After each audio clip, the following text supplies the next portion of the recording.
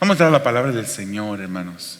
El día de hoy comenzamos una serie nueva. Después de meses en el libro de Mateo, vamos a entrar al libro de Jonás, un libro profeta menor. No es profeta menor porque sea menor en importancia, simplemente porque son más pequeños en cantidad de hojas, en cantidad de palabras. También no son menores porque y no están puestos en la Biblia al final del Antiguo Testamento porque ese sea el orden cronológico, no, sino que simplemente están todos agrupados. Tenemos el Pentateuco primero, luego tenemos los libros históricos y luego vienen los libros sapiensales o de conocimiento, Salmos, Eclesiastés, todos esos. Luego vienen los profetas mayores y el Antiguo Testamento entonces termina con los profetas menores. Y vamos a entrar a este libro de Jonás en esta mañana. Entonces estamos en el libro de Jonás, capítulo 1, entrando en esta serie titulada No, gracias Dios. No, thank you God. No, gracias Dios. Y el subtítulo dice: el resultado de desobedecer a Dios.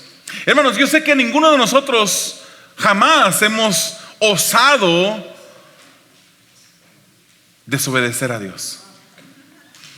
Nosotros todos tenemos una vida perfecta, ¿verdad? Donde nunca hemos desobedecido a Dios, nunca hay ningún indicio de desobediencia en nuestras vidas. Y luego nos despertamos del sueño y reconocemos que todos hemos fallado al Señor. En este libro de Jonás nos vamos a ver reflejados, hermanos. Y vamos a ver cómo este libro puede hablar en nuestras vidas. Y en el día de hoy vamos a ver todo el capítulo 1 de Jonás. Vamos a leer bastante el libro porque queremos ver todos los detalles dentro de esta historia, en un mensaje titulado Resultados inesperados. Resultados inesperados. Hermanos, la sátira, no sé si usted conoce ese término, la sátira o sátira. La sátira es un estilo literario que busca resaltar características de algo o alguien, pero lo hace con ironía. Usa de la ironía. Y usa de la ironía, hermanos, para censurar o para ridiculizar a esas cosas. Y se puede encontrar, la sátira se puede encontrar en la literatura cómica, como en la literatura no cómica, o en el teatro, películas. Si ahorita vamos a hacer una prueba de edades. Yo no sé usted, pero cuando yo estaba pequeño, aunque yo no nací en México, nací aquí, en el tiempo del verano había mucho tiempo para ver la televisión. Y uno de los canales en la televisión que lleva muchos años, lleva aproximadamente mi edad, 30 años más o menos por ahí. En la televisión hispana salía una comedia mexicana. No le voy a dar promoción, pero dentro de esa comedia mexicana había un personaje que se llamaba Gordolfo Gelatino y Doña Naborita. ¿Se recuerdan? ¿Cuántos? No, yo sé, muchos de ustedes dicen no me recuerdo eso porque no quieren darse a conocer que tienen una cierta edad. Pero Gordolfo Gelatino era un hombre ya viejo, pero engreído. Y su madre, Doña Naborita, era una madre sobreprotectora de Gordolfo. Y era tal que él, pues, la mamá lo trataba así como si fuera un bebé. Y él decía: ay, madre. Estuve practicando mucho, hermanos. Pero usaban de estos personajes para ridiculizar a la madre protectora como al hijo que nunca se despega de la madre. El libro de Jonás no es una comedia, pero usa de la sátira para demostrarnos verdades espirituales que el día de hoy podemos encontrar. Y Jonás, hermanos, es un libro escrito por un autor que no conocemos. Y porque no conocemos el autor, entonces también la fecha en la que fue escrita está un poquito ambigua, pero es posiblemente entre el año 793 al 758 antes de Cristo. Y su audiencia para la que fue escrita probablemente incluía a un pueblo que se menciona dentro del libro, que eran los ninivitas, pero posiblemente era primordialmente escrito para los judíos. Y vamos a ver, hermanos, el primer punto en esta mañana de este mensaje. La palabra de Dios es el primer punto. La palabra de Dios. Usted puede rellenar ahí los espacios en blanco y vamos a ver Jonás capítulo 1 versículos 1 y 2 que dicen así: la palabra del Señor vino a Jonás, hijo de Amitai: levántate y ve a la gran ciudad de Nínive y proclama contra ella, porque su maldad ha llegado hasta mi presencia. Entonces estamos viendo aquí, hermanos, que se nos identifica que el personaje, uno de los personajes dentro de este libro es Jonás, y nos dicen cuál Jonás es. Ese era el que era el hijo de Amitai. Y el registro bíblico, hermanos, no nos da muchos detalles sobre Jonás. El pasaje del capítulo 1 nos va a decir que él era hebreo, el Dios al que adoraba, y todo eso vamos a ver un poquito más adelante. Pero por la Biblia entendemos que Jonás puede catalogarse dentro de un grupo de profetas, y vamos a decir de los peorcitos. Él no era un profeta de los cuales uno diga: wow, yo quisiera que mi hijo, le puse Jonás como nombre a mi hijo porque yo quiero que mi hijo sea como Jonás. Nunca. Ningún padre que haya leído el libro de Jonás va a decirlo de esa manera. Posiblemente le pone Jonás porque le gustó el nombre, pero no porque quiera que sea su hijo igual a Jonás. Había, hermanos, en el tiempo de la Biblia personas que profetizaban y estaban dentro de la nómina de los reyes. O sea que un rey le pagaba a los profetas y le pagaba para que ese profeta profetizara solamente cosas buenas, cosas a favor. Oh, sí, rey, tú vas a ser victorioso. Sí, rey, puedes salir a la guerra, que tú vas a ganar. Entonces ellos les pagaban a esos profetas para que les profetizaran bien.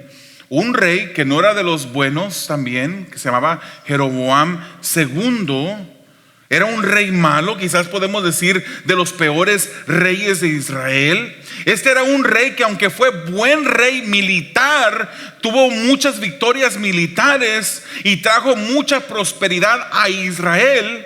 Pero este mismo rey llevó al pueblo a la idolatría, lo llevó a la falta de juicio, lo llevó a practicar la injusticia en contra del necesitado. ¿Y por qué se metió Jeroboam en nuestra historia?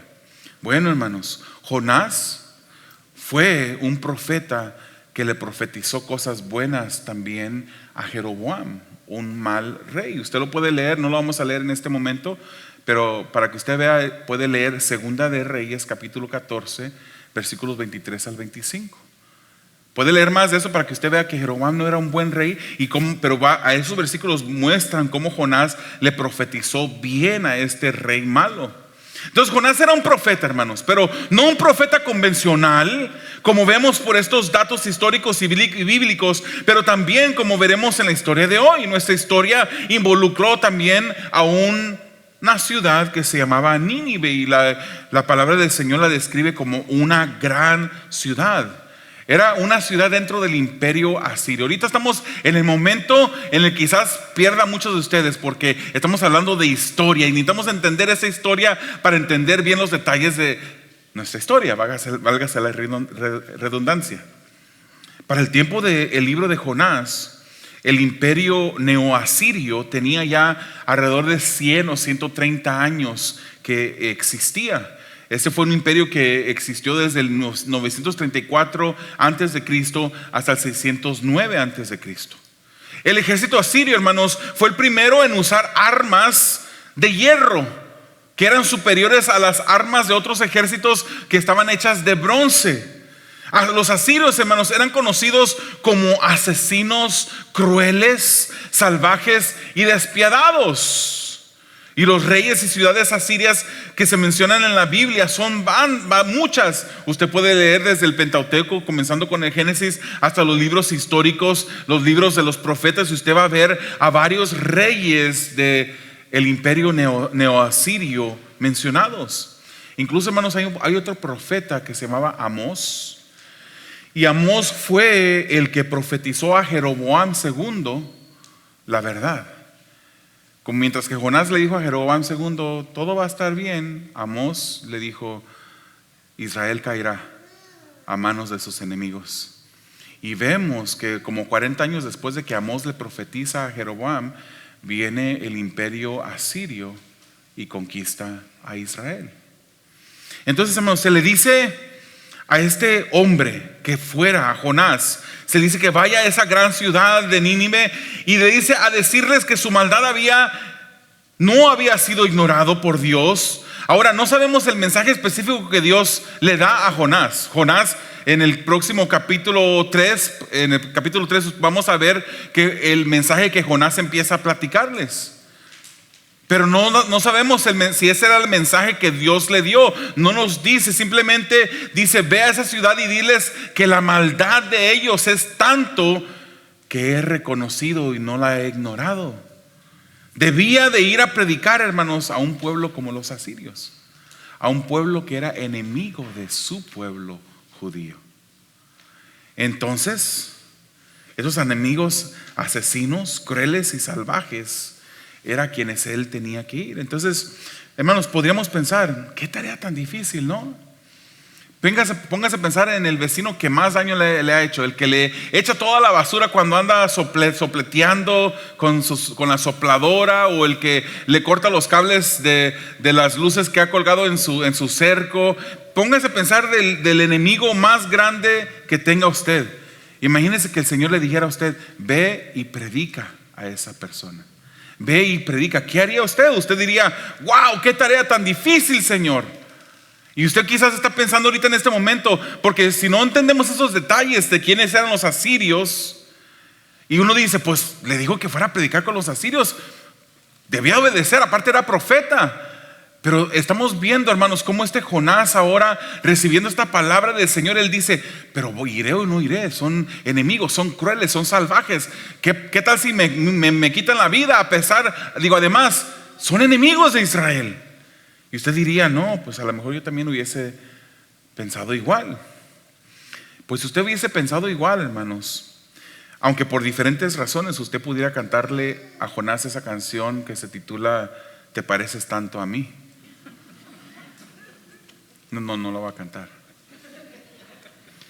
Porque nos parecemos a Jonás a veces. Cuando Dios nos dice que hagamos algo y nosotros decimos, uy, qué tarea tan difícil me has puesto, Dios. Veamos el segundo punto, que se titula La huida del profeta, versículos 3 al 10. Aquí es donde vamos a empezar a practicar nuestra lectura. Dice, pero Jonás huyó del Señor y se dirigió a Tarsis.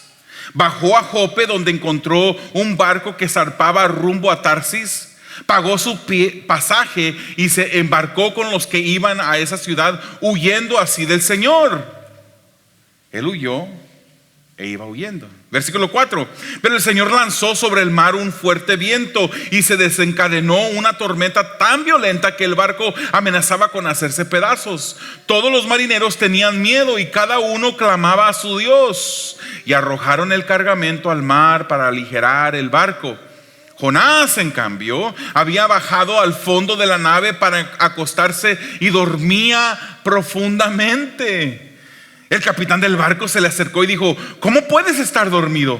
Levántate, clama a tu Dios. Quizás tenga piedad de nosotros y no perezcamos. Los marineros, por su parte, se dijeron unos a otros, vamos, echemos suertes para averiguar quién tiene la culpa de que nos haya venido este desastre. Así lo hicieron y la suerte recayó en Jonás. Entonces preguntaron, dinos ahora, ¿quién es el responsable de causarnos este desastre? ¿A qué te dedicas? ¿A dónde vas? ¿Cuál es tu país? ¿A qué pueblo perteneces? Soy hebreo, dijo, y temo al Señor, Dios del cielo. Y fíjese, que hizo el mar y la tierra firme, respondió. Al oír esto, los marineros se aterraron aún más. Y como sabían que Jonás huía del Señor, pues él mismo lo había contado, le dijeron, ¿qué es lo que has hecho? Miraron la respuesta en la huida de Jonás, algo increíble para ellos. ¿Se fija, hermanos? Jonás hizo lo que usted y yo hubiéramos hecho posiblemente. Si nos parecemos a Jonás. Él huye del Señor. Sí, se parece tanto a ti y a mí. En lugar de ir a Nínive, de donde estaba Jonás, Nínive estaba rumbo este. Viendo ustedes el este.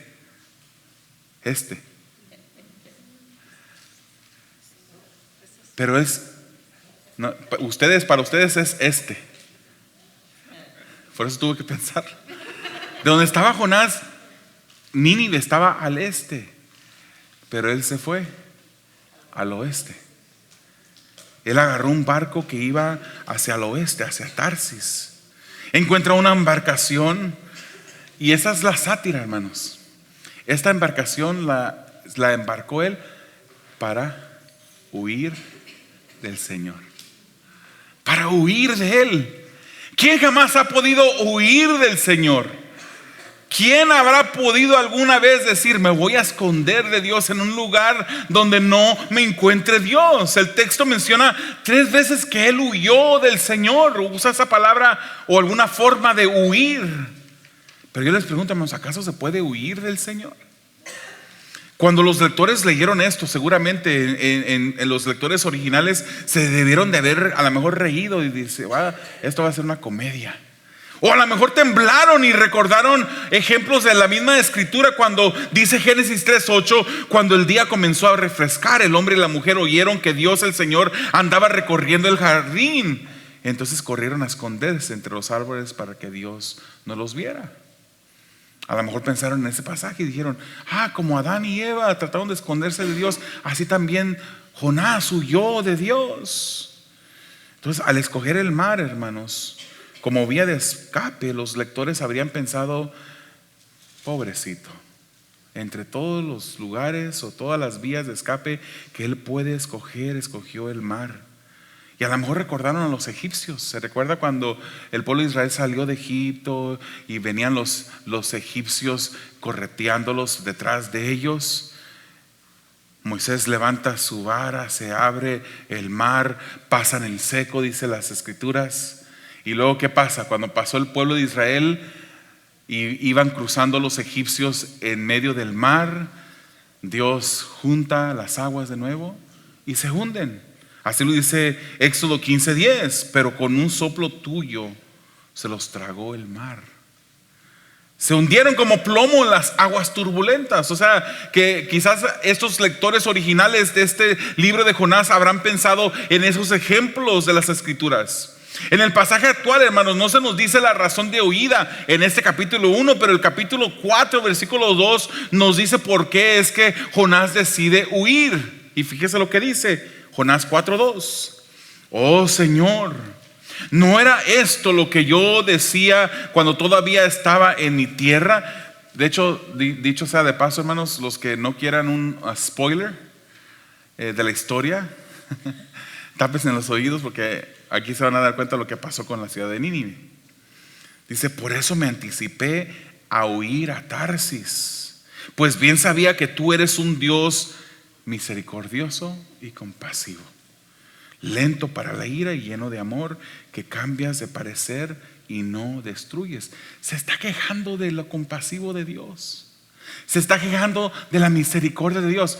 Otro punto satírico. ¿Cuántos de ustedes se han quejado de Dios porque Él es misericordioso? Ay, no, Señor, ya no quiero, es mucha misericordia tuya, ya córtale, no, ya te pasaste de la línea. ¿Cuántos de ustedes han pensado de esa manera? Ninguno de nosotros. Pero Jonás huye porque él no quería que Dios fuese misericordioso con sus enemigos, porque sabía que si él predicaba y ellos se arrepentían, Dios los perdonaría. Él quería la destrucción para sus enemigos. Qué contradicción de términos, hermanos. En el tiempo aquel, el profeta era un hombre respetado, un ejemplo de piedad y justicia, pero el profeta debía ser una persona que conociera íntimamente a Dios, que supiera no solo oír la voz de Dios, sino obedecerla, escucharla y obedecerla. Pero este profeta huye de Dios, aun cuando sabía que no se podía escapar, que esto era imposible. Él toma la dirección opuesta y escoge el peor de los caminos, hermanos, el mar. Si yo me voy a poner a correr, créame que el mar nunca va a ser una de esas vías de escape. Quizás porque no sé nadar, no sé. Pero yo voy a la playa, o que mis hijas me dicen, vamos a la playa, podemos ir a la playa. Yo digo, es el último lugar que yo quisiera ir a visitar. Me paro frente, hemos estado en Cancún, hemos estado en Vallarta, y me pongo frente al mar yo y miro que no se mira dónde termina, y miro esas olas que se mueven, me empiezo a marear y digo, wow, qué difícil. Y todavía así soy, no sé si soy valiente o soy que en ocasiones también me he metido al mar, y ha sido casi tiempos en los que he perdido la paz.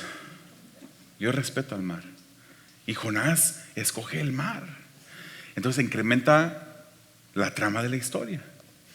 Dice la Biblia que Dios dirige esta tormenta, un viento fuerte que desata una tormenta. Y fíjese las palabras que el autor usa, unas palabras muy vivas que nos dan a entender bien lo que está pasando. Dice que Dios desencadena una tormenta violenta. O sea, haga de cuenta como que si fuera una fiera que está encadenada, esa fiera un animal feroz, y de repente Dios lo desencadena. Y dice que el barco amenazaba hacerse pedazos. Yo no me imagino, hermanos. Yo he visto videos de esas embarcaciones en alta mar, cuando las olas, a pesar de ser un buque grandísimo, esas olas se levantan tan altamente que casi tapan el barco. Y ese barco que es tan pesado, de cientos de miles de toneladas, ese mar lo sacude como si fuera un juguete. Eso es lo que estaba pasando aquí. Y ahora entran en escena unos marineros, hermanos. Cuando usted está pensando en un marinero, usted está pensando en una persona que es habilidosa en el mar, que tiene experiencia, ¿no? Si usted va a escoger a una persona que vaya con usted a una embarcación de 3 días, si pensamos bien, no me vaya a llamar a mí para que vaya con usted. Porque si nada más hay un salvavidas, a lo mejor se lo quito yo y nos peleamos por el salvavidas. Pero el marinero sabe, incluso sabe nadar, sabe defenderse en el mar, sabe cómo guiar las navegaciones. Aparte, hermanos, pues que ellos eran experimentados en el mar, ellos habían visto tormentas antes seguramente, pero ellos mismos tuvieron miedo de esta tormenta. Tanto que cada uno clamaba a su Dios, y tiraron el cargamento al mar para hacer que la nave fuese más fácil de manejar. Hermanos, los marineros estaban con miedo y clamaban a dioses paganos. Y fíjese la reputación de un marinero. La reputación de un marinero ha sido siempre la misma, hermanos. Si yo le pregunto a usted, ¿cuál es la reputación de un marinero? Usted va a tener palabras para explicarme. Son personas típicamente no piadosas, son personas impías, hostiles, rudos, que no se rigen por la ley, que no se acobardan ante una situación fácilmente, poco comprometidos, mujeriegos, ¿verdad? Que tienen una mujer en todos los puertos, poco confiables. Entonces, cuando la audiencia original está leyendo esta historia y escuchándola, habría entendido de ellos como personas malas, personas no piadosas. Pero en el momento de necesidad, hasta el ateo clama a Dios. Hasta el que dice que Dios no existe, clama a Dios. Y otra vez vemos un contraste aquí, hermanos. Jonás estaba dormido en el fondo de la nave, no estaba preocupado por la tormenta que estaba golpeando en contra de este barco, y fueron a llamarlo para que se uniera al culto de oración. Estaba dormido. ¿Cómo puedes dormir?, le preguntaron. Esto revelaba, hermanos, la condición del corazón de Jonás, un corazón que estaba desviado de Dios. Yo creo que ahí fue cuando inventaron ese dicho que dice: miras la tormenta y no te... se lo saben, ¿verdad? Miras la tempestad y no te hincas. Cuando él sube, hermanos, con los marineros, así nos da a entender la historia, Ellos echaron suertes. Echar suertes se menciona como 70 veces en el Antiguo Testamento. No tenemos los detalles exactamente de qué era echar suerte. Posiblemente eran palos de diferentes tamaños, posiblemente eran piedras planas que aventaban o dados que aventaban para descubrir algo. Pero ellos echan suerte y Dios permite que esa suerte apuntara hacia Jonás. Hermanos, dicho sea de paso, echar suertes no es bíblico para nosotros, La Biblia no nos da instrucción de que ni vayamos con una persona que nos lea la mano o que mire la bolita de cristal para ver cuál es nuestro futuro. Eso es contra de Dios, ofende a Dios. Nosotros no practicamos esas cosas. Ahora, el día de hoy, tenemos la Biblia, tenemos al Espíritu de Dios, los que somos salvos, los que somos hijos de Dios. Y cuando queremos saber algo, vamos con Dios y le preguntamos. Y si Él no nos contesta inmediatamente es porque no quiere contestarnos todavía, porque quiere que sigamos orando. Y a veces Él nos dice que no. A veces nos hace esperar y decirnos que no hasta después. A veces que nos dice que sí luego. Pero como Él haga las cosas, Él es Dios. Amén. Entonces estos marineros descubrieron que lo que pasaba era cuestión de Jonás. Y si Jonás hubiese sido una persona de vergüenza, él se hubiera quedado callado, hermanos. Pero imagínense lo que dice: es que soy hebreo, yo temo a Dios, el que creó el mar, en medio de la tormenta. Esto aterrorizó a los marineros y básicamente dijeron: ¿qué estás haciendo, cabezón? ¿Por qué es que estás haciendo esto? Hermanos, qué resultado tan inesperado de un profeta huir de Dios mismo. Como Jonás, hermanos, ascensirémonos. No sé si lo dije bien, pero me entendieron. Seamos sinceros. Como Jonás, ¿somos nosotros una contradicción de términos también? Nos llamamos hijos de Dios, nos llamamos discípulos de Jesucristo, nos llamamos cristianos. Pero seremos una contradicción de términos, así como este profeta Jonás, que decimos ser discípulos y nos encontramos en tormentas que pedimos nosotros mismos con acciones y cuestionamos: ¿por qué, Señor? ¿Por qué me estás permitiendo pasar por esta tormenta? Bueno, nosotros mismos la causamos. Es el mismo pecado, las decisiones pecaminosas que tomamos, que nos llevaron a estar en medio de la tempestad a veces. Todos de alguna manera hemos huido de Dios, hermanos. Todos nosotros huimos de Dios. ¿Sabe por qué? Nos encanta el control. Queremos estar en control completo de nuestras vidas, y es por eso que huimos de Dios, desobedeciendo a Dios. Pero ¿cómo nos identifica delante de Dios el estado de nuestro corazón, hermanos? Quizás te encuentras huyendo de Dios en este momento. Quizás Dios te ha dicho que hagas algo que no quieres hacer. Quizás sabes que Dios te ha dicho en su palabra: ya no hagas eso, y sigues en la misma pecaminosidad.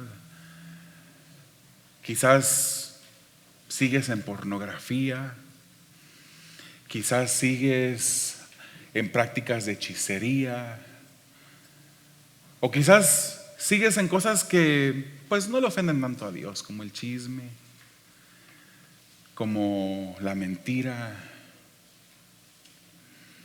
Cuando hacemos cosas que a Dios no le agrada y cometemos pecado, hermano, estamos huyendo de Dios. Quizás te encuentras huyendo en este momento, o estás pensando huir, pero recapacita y corre a los brazos del Señor. Unos brazos llenos de amor, hermanos. Te recuerdo lo que dice el libro de Salmos en su capítulo 139, versículos 7 al 12. ¿A dónde podría alejarme de tu espíritu?, pregunta el salmista. ¿A dónde podría huir de tu presencia? Si subiera al cielo, ahí estás tú. Si tendiera mi lecho en el fondo de los dominios de la muerte, también estás allí. Si me elevara sobre las alas del alba, o me estableciera en los extremos del mar, aún allí tu mano me guiará, me sostendría tu mano derecha. Y si dijera que me oculten las tinieblas, que la luz se haga noche en torno mío, ni las tinieblas serían oscuras para ti, y aún la noche sería clara como el día. Lo mismo son para ti las tinieblas que la luz. ¿Estás huyendo de Dios? Deja de huir. De Dios nadie se puede esconder. Cuando haces esas cosas escondidos de tu familia, con la puerta cerrada, allí está Dios mirándote. Cuando levantas el teléfono y empiezas a hablar con otra persona mal de tu hermano, expresando palabras de odio en contra de tu hermano, allí está Dios escuchando lo que estás diciendo. Deja de huir de Dios. Más bien corre a sus brazos de amor. Para terminar en esta mañana ya tarde, el clamor de los impíos. Jonás 1, versículos 11 al 16. Dice: pero el mar se iba enfureciendo más y más, así que preguntaron: ¿qué haremos contigo para que el mar se calme? Eso le preguntaron los marineros. Tómenme y láncenme al mar, verán que el mar se calmará, les respondió. Yo sé bien que por mi culpa se han desatado sobre ustedes esta terrible tormenta. Sin embargo, en un intento por regresar a tierra firme, los marineros se pusieron a remar con todas sus fuerzas, pero como el mar se enfurecía más y más contra ellos, no lo consiguieron. Entonces clamaron al Señor: oh Señor, tú haces lo que quieres. No nos hagas padecer por quitarle la vida a este hombre, ni nos hagas responsables de la muerte de un inocente. Ellos pensaban que era inocente. Así que tomaron a Jonás, lo lanzaron al agua y la furia del mar se aplacó. Al ver esto, se apoderó de ellos un profundo temor al Señor y le ofrecieron un sacrificio e hicieron promesas. Hermanos, Jonás debía saber que él debía de ser obediente a Dios, pero su obstinación, ¿sabe lo que quiere decir obstinación? Cuando una persona es obstinada, cuando una persona es terca, en términos más coloquiales, cabezón o cabezona. Jonás sabía que debía, pero él estaba obstinado, terco. A tal punto, hermanos, que fíjese cuando los marineros le preguntan: ¿qué debemos de hacer para que la tempestad se calme?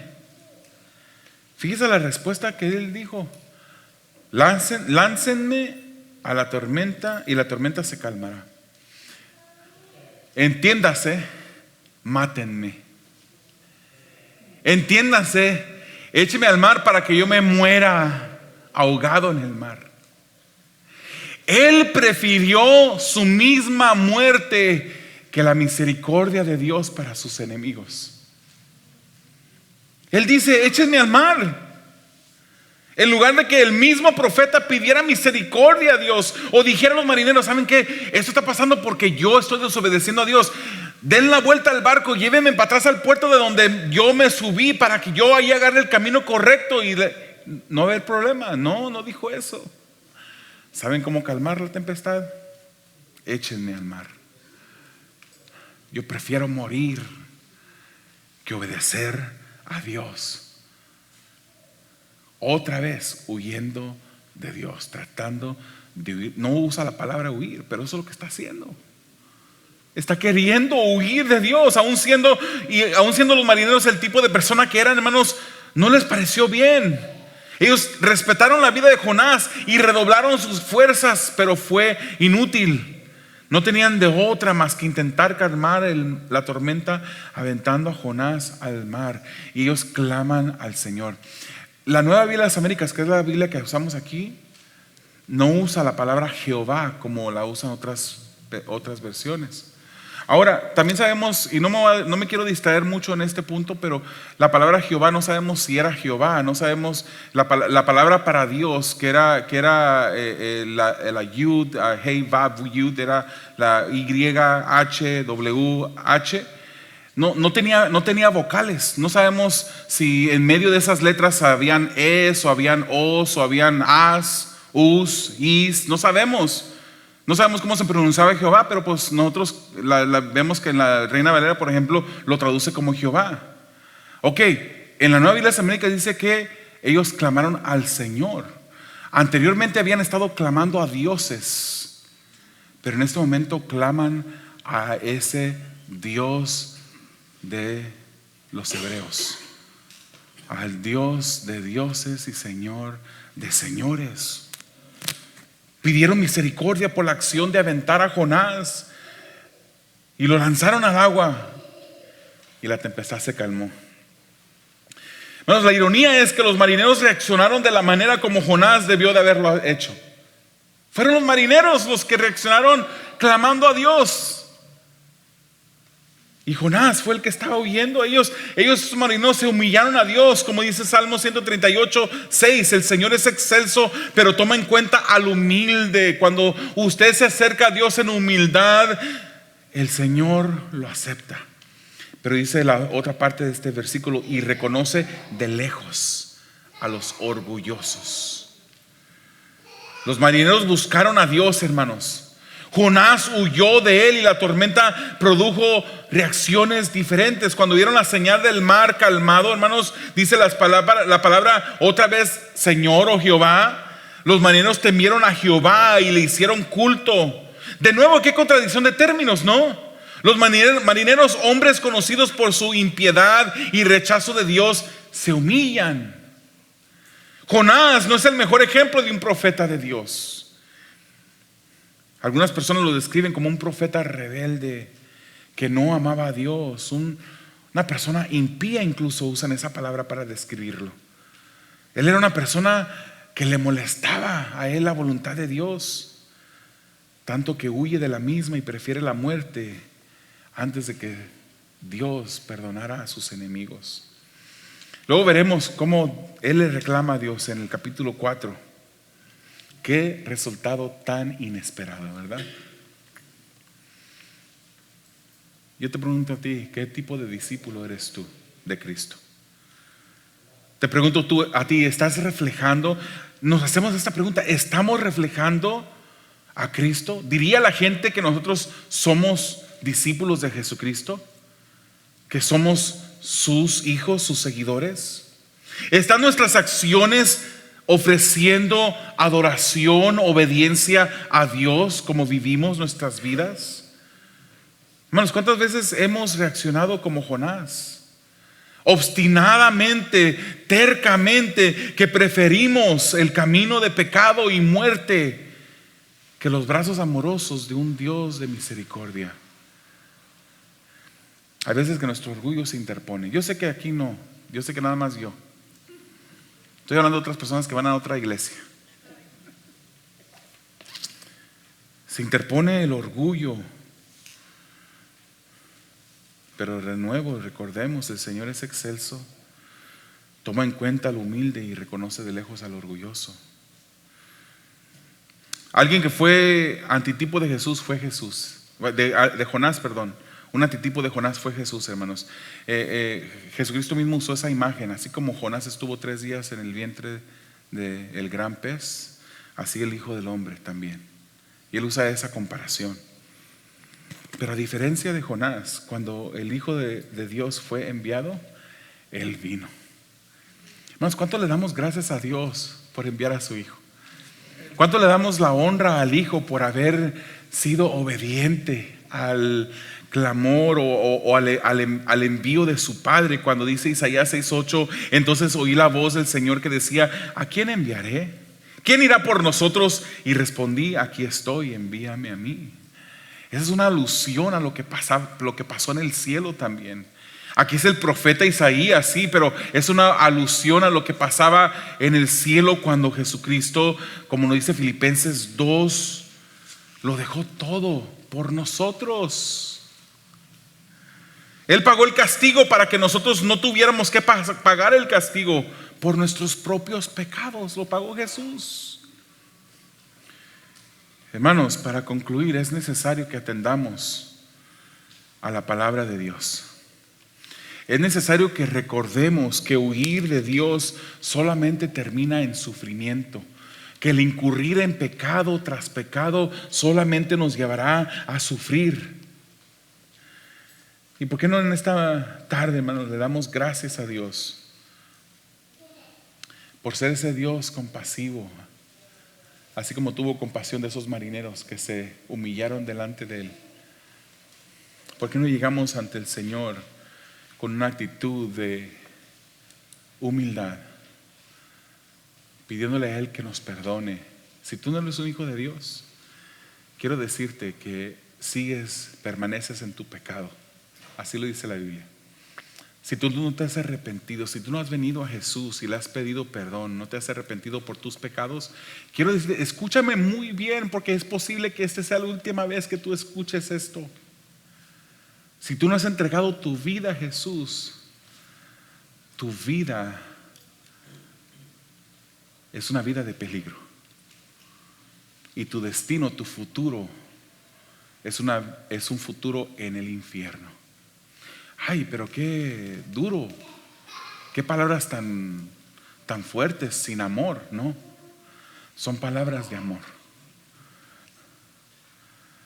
Son palabras de amor. Aquel que ve que viene un camión a alta velocidad y tu vida peligra y te va a arrasar ese camión y te da el aviso que huyas por tu vida. Si tú no has entregado tu vida a Jesús, ya sea que estés aquí o que nos miren en línea, si tú no has entregado tu vida a Jesús, tu vida peligra y tu futuro es un futuro en el infierno. Esa es la mala noticia, porque Dios es justo. Muchos de nosotros a veces decimos sin saber: Señor, haz justicia, Señor. Pero si le pidiéramos al Señor justicia, Él nos manda a todos al infierno. Todos hemos pecado, dice la Biblia. Él es justo y Él ejecuta justicia en las vidas de aquellos que pecan sin arrepentirse. Pero la buena noticia, ahí les va. La buena noticia es que Jesucristo murió en la cruz del Calvario, y que todo el que tiene fe, deposita su fe en Jesús, le pide perdón por sus pecados, se arrepiente, tiene vida eterna. Vida eterna. Y nos dice la palabra del Señor que esta vida física, carnal, no es el final de todo. Habrá una resurrección. Pero nos dice las Escrituras que unos resucitarán para vida eterna con Dios, pero otros resucitarán para juicio. ¿En qué categoría estás tú en esta mañana? ¿Te catalogamos a ti como un tipo Jonás que está huyendo de Dios a pesar de escuchar la voz de Dios, escuchar la invitación de Dios, y sigues huyendo de Él?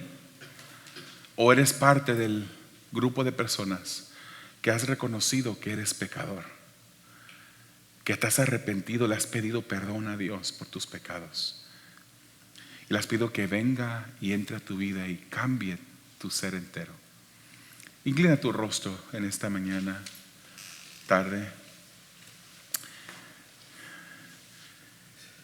Si tú no eres cristiano, si tú estás preocupado por el futuro, por tu destino eterno, en este momento tú puedes, ahí donde estás, hablar con Él como hablarías con cualquier persona, con cualquier amigo que está a tu lado. Pudieras clamar a Él en este momento y decirle: perdóname por mis pecados. Pudieras arrepentirte de tu pecado, y seguramente tú no vas a seguir pecando. Mientras que estamos en esta tierra, seguimos pecando, pero ya lidiarás con el pecado de una manera diferente. Verás que tu vida cambia. Si en verdad pones tu fe en Jesús, tu vida va a cambiar. Y en este momento puedes hacerlo. Si tú quieres la vida eterna en el cielo, Jesucristo es el único camino. Él dijo: yo soy la vida, yo soy la verdad, yo soy el camino. Él nada más, Él es tu única esperanza. Ahí donde estás tú, ora, pídele a Dios que te perdone y Él lo hará. Querido hermano, si tú eres un hijo de Dios, si eres cristiano, pero estás huyendo de Dios, deja de huir y pídele en este momento que Él te ayude. Señor, te pedimos tu ayuda. Yo te pido, Señor, primeramente por todos los inconversos, Señor, todos los que no son tus hijos, que tu Santo Espíritu llegue en este momento a sus vidas y cambie sus vidas. Quite las vendas, Señor, que los mantienen ciegos espiritualmente, y que puedan entregar sus vidas arrepentidos en fe en Jesús. Y te pido por nosotros, Señor, que ya hemos entregado nuestras vidas a ti, Señor, pero que en ciertos momentos de nuestras vidas estamos tomando acciones que huimos de ti, Señor. Ayúdanos. Ayúdanos, Señor, a ser controlados por tu Espíritu, a ser jalados, Señor, con esas cuerdas de amor que tú usas. Constantemente necesitamos tu guía, Señor. Ayúdanos para tu gloria y para tu honra, lo pedimos en el nombre de Jesús. Amén.